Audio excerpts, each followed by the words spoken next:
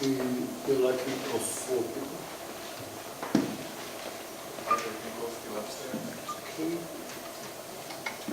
I can start. I need 3 more people. Yeah. Okay, so we wait for them. And it could be, and then we just like of 1 person. You can ask the doorman actually. So, it's a collaborative lecture. So you can give a document.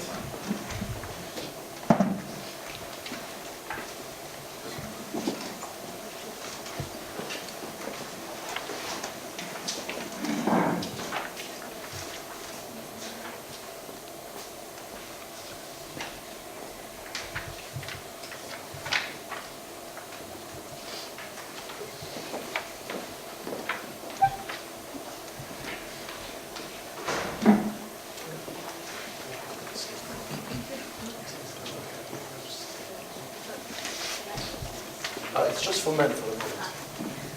Are you men? What are you doing? I read something. Hi. Thanks. I read somebody.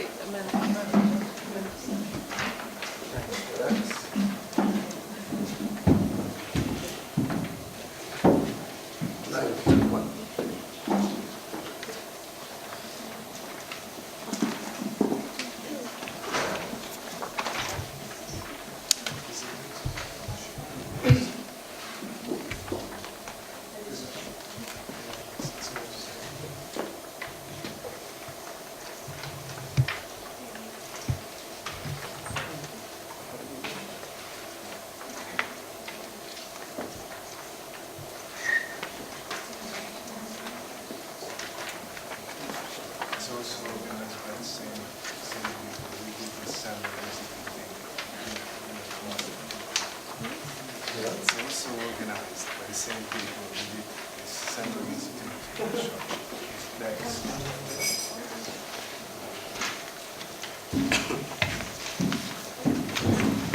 So I don't have a lot of time, I'm sorry, because there is another lecture, informative lecture after, and there is an economist that can speak. Very small time, so it's very time-based. So I have 35 minutes to make, I think. Let's try. So my name is Jean-Baptiste Mehdi. I work for Paris-based cooperative Société Réaliste. And within the frame of this series of lecture, plastic thinking, we wanted to make this project, which is a little bit inspired by the kind of performance that happened in Hungary in the 60s and 70s, like this kind of, let's say, underground meeting, like people that were chased out by the political power and try to make some kind of collective production. So this is what I'm going to propose you today. This presentation is called Xees, which doesn't mean nothing. So I'm going to follow the path of a letter. I chose one of the 26 letters of the Latin alphabet, which is the X. And so the first part of this presentation will be a talk about the origin of this letter, X. The second part will be a kind of symbolic interpretation of the letter X on the side of force and hybridation. And the third part will be an argument trying to present the 25 letters of the Latin alphabet as masculine letters and the X as the feminine letter. So, as you can, what you can see here is the origin, the very origin of the letter X in the Latin alphabet, which is the letter Chi in Greek, that you can see here in capital letters and then in small letters compared to the Latin X. And so it's the 24th letter of the Latin alphabet, and as you know already in Latin, it's not only a letter, it is a number as well. So it means 10. And 10 is an interesting number because it's the first number. as you know, like 0, 1, 2, 3, 4, 5, 6, 7, 8, 9 are digits, and the number is composed by digits. So the first composition in the order, mathematical order, is the 10, 1 and 0. So it's the first number. And you probably know that the lucky number, lucky digit for Chinese is number 9, the digit 9, because it's the last one, the last digit before the number starts. So I like this idea that it's a letter that is the first number. It's very based on it's a kind of Kabbalistic approach of correspondence between signs, between a letter, the number, place, possibility, etc. And that's what I will try to talk about. So it's coming from the letter she in Latin. And as you know, the she, I don't know if you read Chinese, but the she is one of the most primitive Chinese concepts. It's the active principle of life for Chinese people. So it's often translated as natural energy, life force, or energy flow. And the Shi is the central underlying principle of traditional Chinese medicine on one hand, Chinese philosophy on the other hand, and martial arts on the kind of third hand. The literal translation of Shi is the breath, the air that is at the middle of life. And it's often presented as some kind of completely hypothetical concept, some kind of projection, like intellectual projection that would construct the possibility of human energy.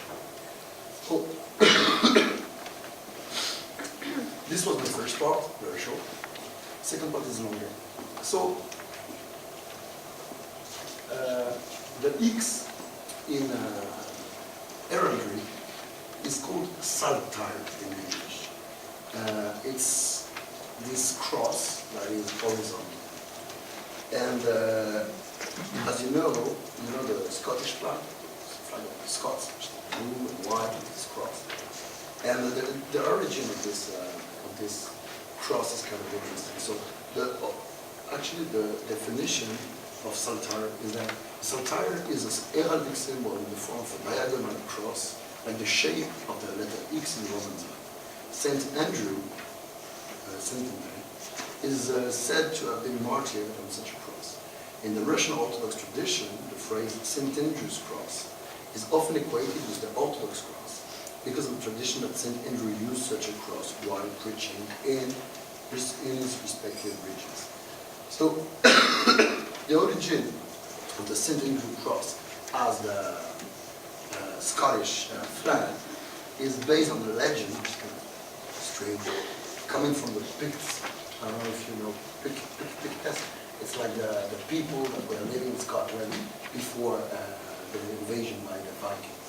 So according to the legend, in 1832 after Christ, the king Angus II led an army of Picts and Scots into battle against the Angles that were led by Ethelstan near the current city of Altenesdorf in England.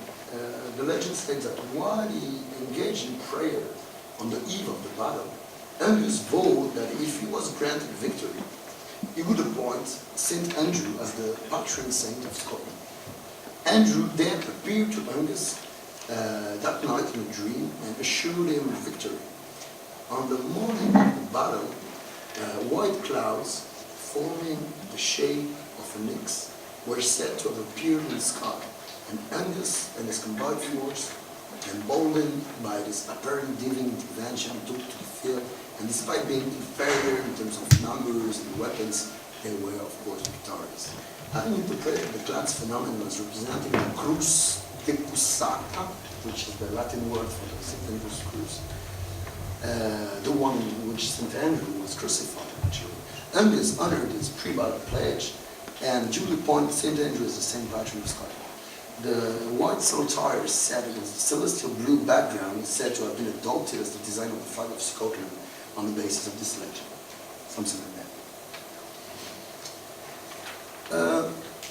So, this St. Andrew cross is also known in another tradition, which is not the Scots one, but which is the Russian one. Because as you know, maybe, like the most ancient chivalry order of Russia is called the Order of Saint Andrew the Apostle. And it was the first and the highest order of chivalry in the Russian Empire. It was abolished, of course, by the Soviets, but it was re-established as the top Russian dignitary order by Boris Yeltsin in 1998. So here you see the decoration and what it looks like. And as you can see very precisely like the cross on which Saint Andrew was crucified. Another X that is kind of interesting in this relationship to force is the one that was put on the logo, on the coat of arms of École Polytechnique. École Polytechnique is the first engineer school that was created after the French Revolution, and it's called Polytechnic School. And its nickname is X. And it's X, as you can see, this is the current logo type of École Polytechnique in the center. And on the left, you can see maybe from where you are, that the origin of this X are the two cannons that were in the original coat of arms. And on the left, on the right, sorry, like this blue and yellow one, this is the coat of arms of the Military Academy of Belgium that was founded after École Polytechnique on the principle of École Polytechnique, and which is a kind of slightly different X, but still X is to express excellence, force, and military power. If you can see this image, it's called the class, not the cross, but the class.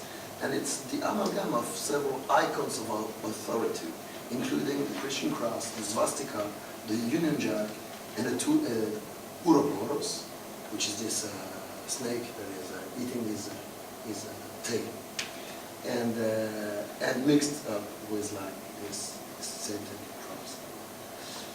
Of course, there are a lot of examples of use in modern heraldry of crosses. This one is one of the most famous, of course. It's like the Saudi Arabian coat of arms with those two swords, making the cross symbolize the power and authority. But there is another one, which is this one, which is kind of interesting. It's the flag of Jamaica. And I'm going to read you the official definition of the Jamaican flag. So the flag of Jamaica was adopted on August 6, 1962, the original Jamaican Independence Day. The country gained independence from the British Protected Federation of the West Indies. The flag consists of a gold saltire, as you can see, which divides the flag into 4 sections. 2 of them are green, top and bottom, and 2 are black, also in front.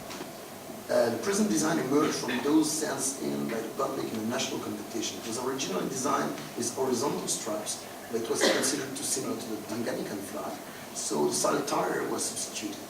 It hints at the Scottish and Irish roots of the colonial white population of Jamaica, while black, green, and gold are Pan-African colors representing the country's black majority population.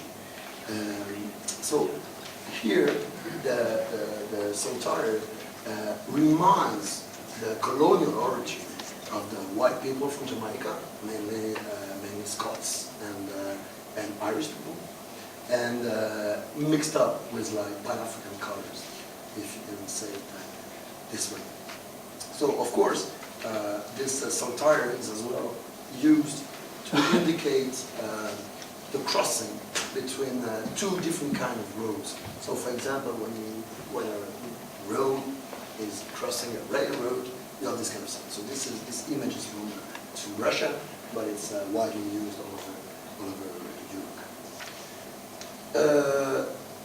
Of course, X may also be used to signify the multiplication operation when there is not a more appropriated symbol, because like traditionally, like the multiplication symbol is not exactly an X, but most of the time, because like this glyph is not available for computers or whatever, we use the X to signify this multiplication operation. So now I want to reach a point of contradiction inside the signification of the X. X can mean at the same time minority and at the same time majority. So X as minority or X as auditory, and it's very easy. So what you see like on the left is this cover of a disc, and I'm going to read you like what it's supposed to mean. Those two X on the ends. So the letter X is the most known symbol of straight edge, and is sometimes worn as a marking on the back of both ends, though it can be displayed on other body parts as well. Some followers of straight edge have also incorporated the symbol into clothing and beards. According to a series of interviews by journalist Azeren, the straight edge X can be traced to the Teen Idol brief West Coast tour in 1980. The band's members were scheduled to play at San Francisco Mabway Gardens, but when they arrived, the club management discovered that all of them were under the legal age to drink alcohol, and they would normally be denied the access to the club where they were supposed to make the concert. So as a compromise, the management marked each of the member ends with a large black X as a warning to the club staff not to serve alcohol to the musicians. So a common practice at all age punk show was to mark minors, to let minors enter the clubs, but to mark their end with those crosses in order to signify to the bartender that they should not be served. So on the left part, you see like this X is marking like the minority. And of course, what you see on the right part is like what appears on the French television when you have a pornographic film passing by. And of course, like X or X-rated is supposed to be forbidden for child, like adult films, as they say. So in some countries, X or triple X has been a motion picture rating reserved for the most explicit film. Films rated X are intended only for viewing by adults, usually legally defined as people over the age of 18 or 21. And now, of course, there is, as you know, there is a change in the domain name of the internet. And now there's a new domain name which is .xxx, which is pronounced .xxx or .xxx, and is a sponsored top-level domain intended as a voluntary option for pornographic sites on the internet. Yeah. So now I'm going to try to reach my point, which is a kind of attempt to present the letter X as the minoritarian letter compared to the other ones. So X is the third least common letter in English. It appears in only 0.15% of English words, and it is, however, more frequent than the Q or the Z. Nevertheless, in French, this sound X is supposed to be the most unusual one. And there is a very, very famous, obscure, late 19th century poet, which you can see here, called Stéphane Mallarmé. This is the portrait that Edouard Manet made of him in 1875. And Stéphane Mallarmé, that was some kind of strange person, decided to write a poem called Sonnet aux X, so the X sonnet, with only rhymes in X, using all the words in French finishing with this sound. And I'm going to read it to you in French, I'm sorry. But just for the sound. Ces purs ongles très hauts dédiant leur onyx, l'angoisse son lit soutient un pas de fort, mon rêve vespéral brûlé par le phénix, que ne recueille pas de cinéraire en fort. Sur les crédences au salon vide, nul ptix. Aboli bibelot d'inanité sonore, car le maître est allé puiser des pleurs au Styx, avec ce seul objet dont le néant se meurt. Les proches, la croisée au nord vacante, un or, agonise selon peut-être le décor, des licornes hurlant du feu contre une Nix. Elle, défend tenue en le miroir, encore que l'oubli fermé par le cadre se fixe de scintillation, sitôt le 7 jours. So, just a slight parenthesis, I don't have a lot of time, but I want to present the X as fundamentally at war. It's a letter that is at war with the O, most notably. You know this game? In English it's called tic-tac-toe, and or notes or crosses or X's and O's. It's a paper and pencil game for two players, X and O. We take turns marking the spaces in a 3x3 grid, etc. You know the game, it's a very simple game. So there is a very interesting story about Ellis Island. You know Ellis Island, it's the place, it's this island in New York where all the migrants were like registering, writing their names. And most of the time, a lot of them that would be analphabetic would sign the paper with an X and with a cross. That looks like an X. But there is a very strange story that immigrants coming from the Yiddish world, so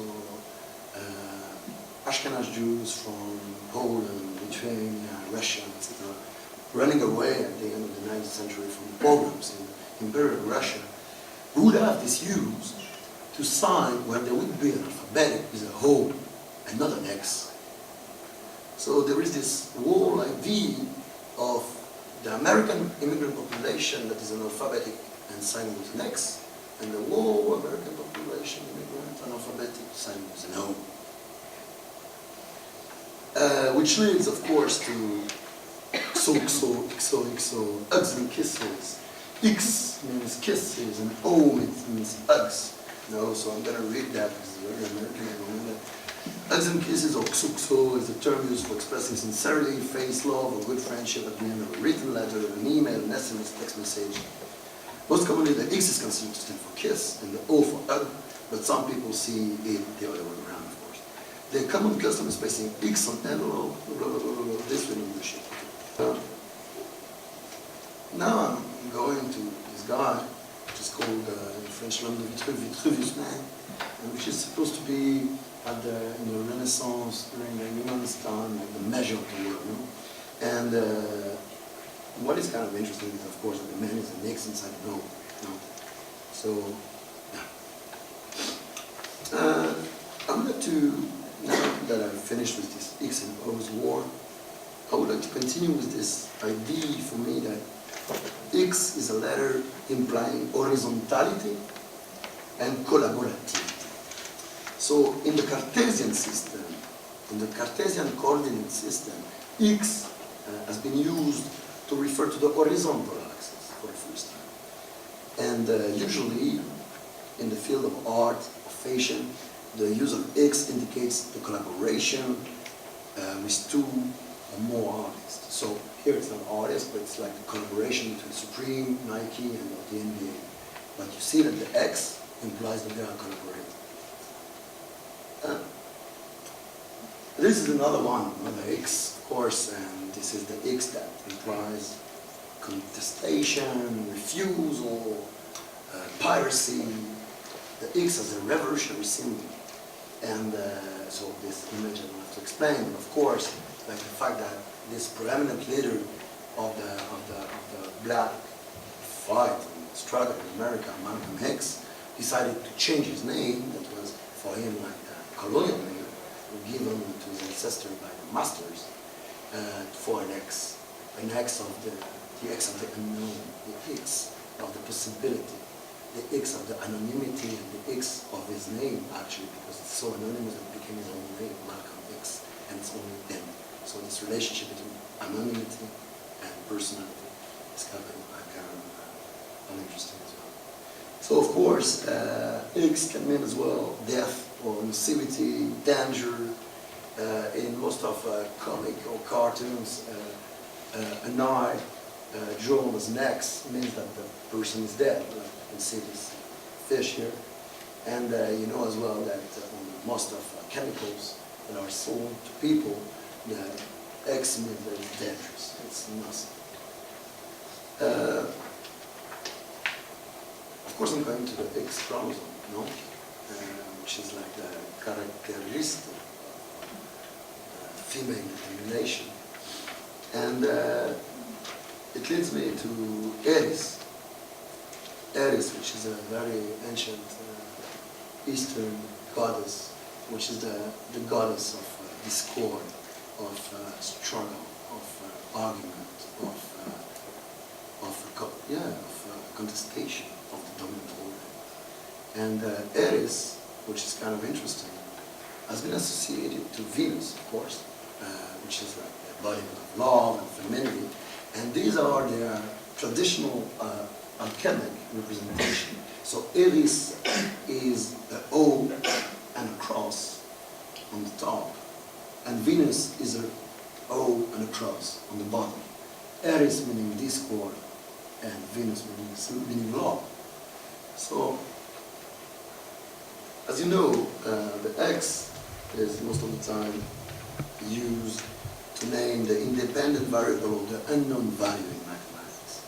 The modern tradition of using X to represent an unknown was started by René Descartes in his geometry in 1637. So again, Descartes using this letter to define what is unknown or to define what is horizontal. And I don't know if you know, but the X-rays were named like that because the guy that discovered them didn't know what they were about. So they called them X-rays, rays of the unknown, and we still call them like that. So here, a very famous image from Tarot, and from Marseille Tarot, and this is the 10th Tarot of Marseille Tarot, which is the next, and it's the Wheel of Fortune.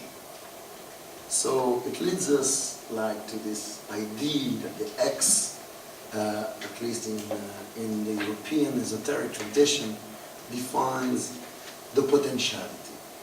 What is the Wheel of Fortune? It's the fact that destiny can change. And the X here in the Tarot tradition is associated with this possibility of turning down fate, destiny. Of course, the X on the map, and we were talking about pirates before, the X is the place to go, is what treasure is, you know? And that's what it's about. It's the direction to evolve and to travel to. Of course, X, and here I would, of course, this image is a little popish, but what is important is like escape, because the X has been used as the diminutive for X, whether it is excess, escape, whatever. So, and this escape leads me to one of the first use of the letter X in the tradition, which is the Exodus in the Bible. So the book of Exodus here, you can see out of Egypt. Exodus actually is coming from a Greek word, which is exodus, as you can see in the right part, which means exit.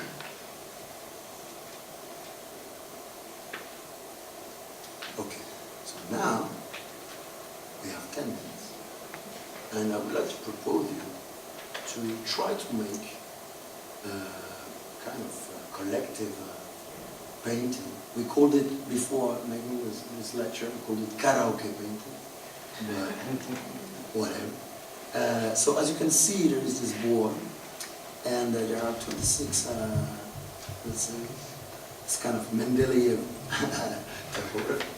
So what I would like to propose you would be that each of you that has some paper would write his own X associated to one of the letters of the alphabet, the A, the B, the C, the D, and as if you would try to be analphabetic again. And the idea is to make a font, a typographic font called Xees, which is only composed with X's. Only. So the A is next, the B is next, the C is next, the D is next, etc., etc., etc. And in order to do that, on the back of your paper, there is a letter written. So I would like to ask Mr. or Madam A to come, please. Mr. So here, write your name.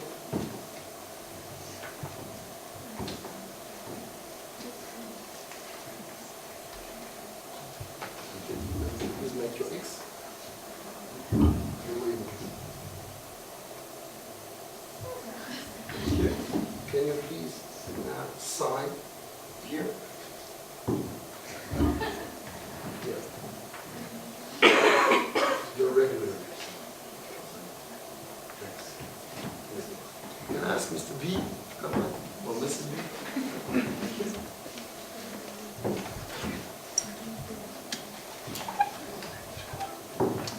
Uh-oh. Maybe, oh, maybe it was this one, says it.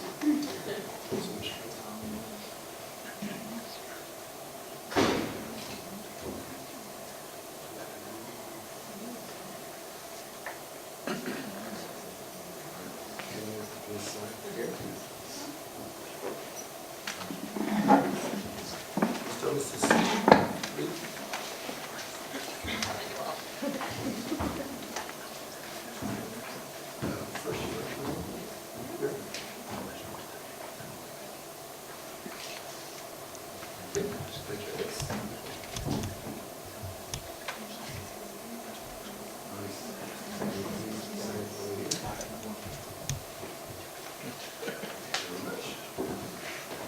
Mrs. G.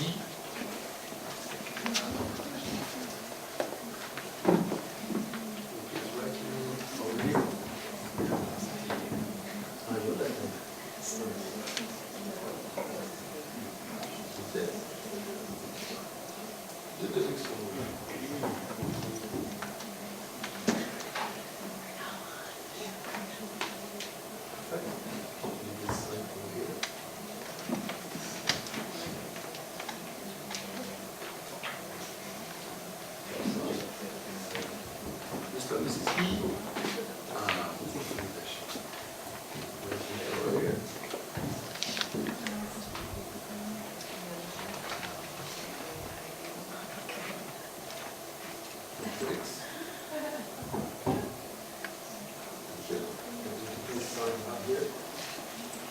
Yes. Mr. and Mrs. F.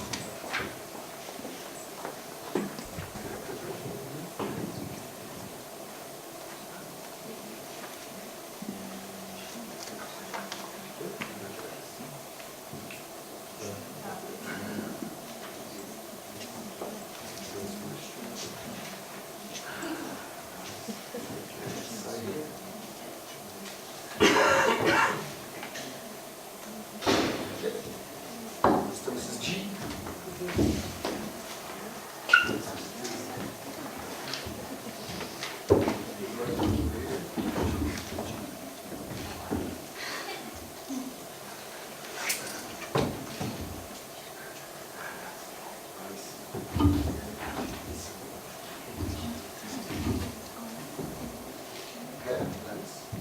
H.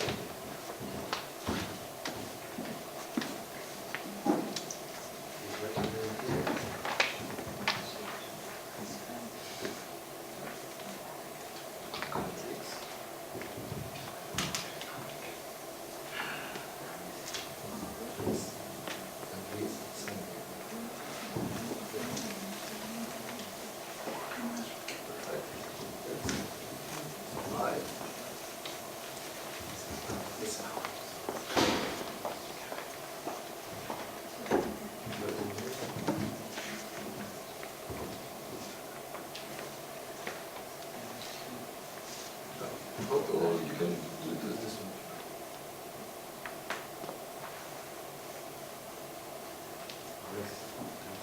Ah, you have to sign it.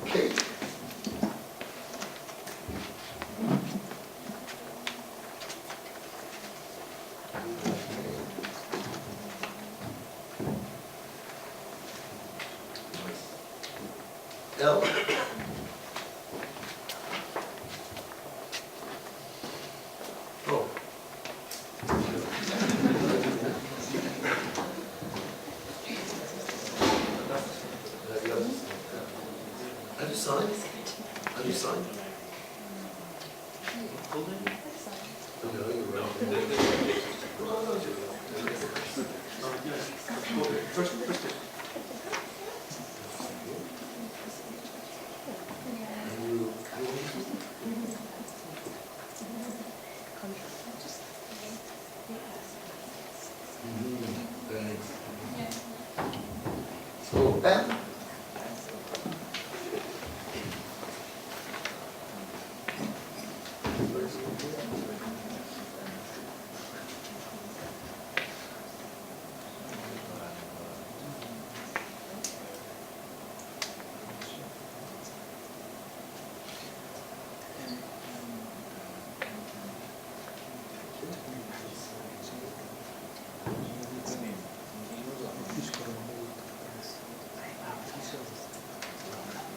And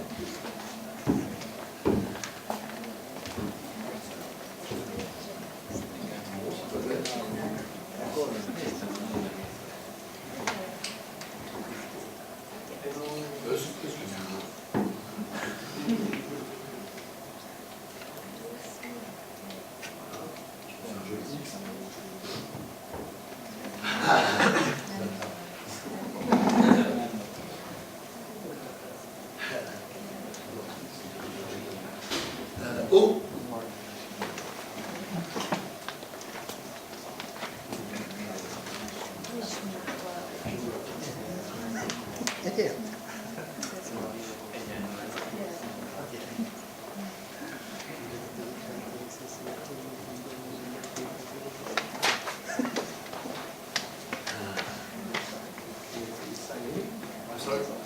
Sorry, you don't want to start?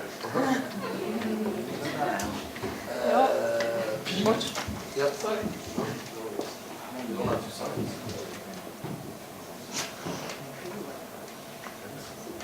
So P.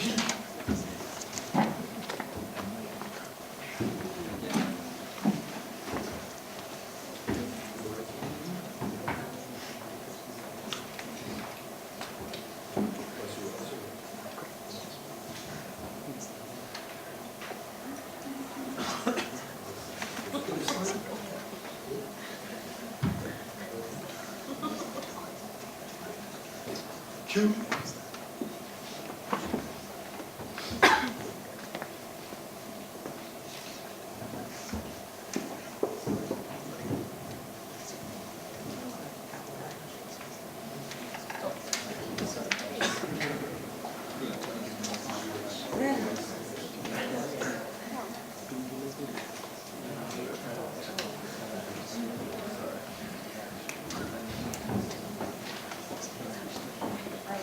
R.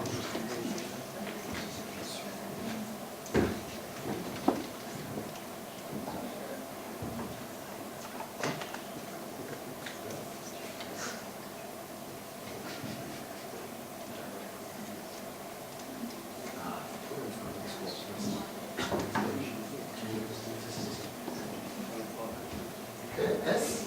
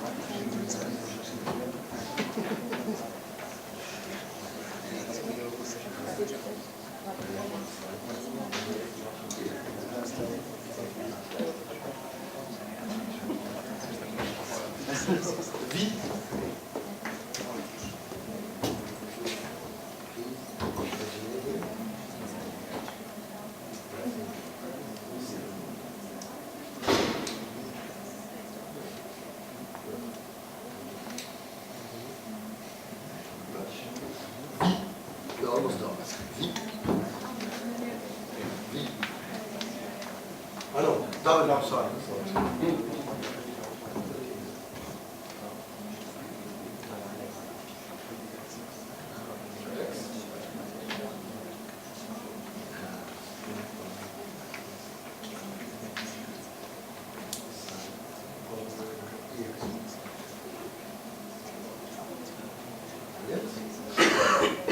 X.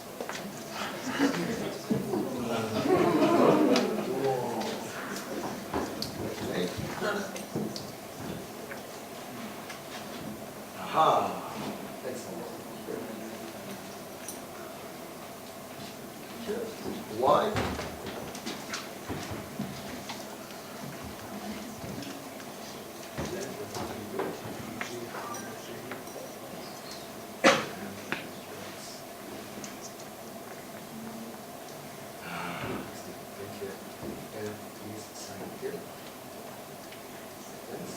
And Z.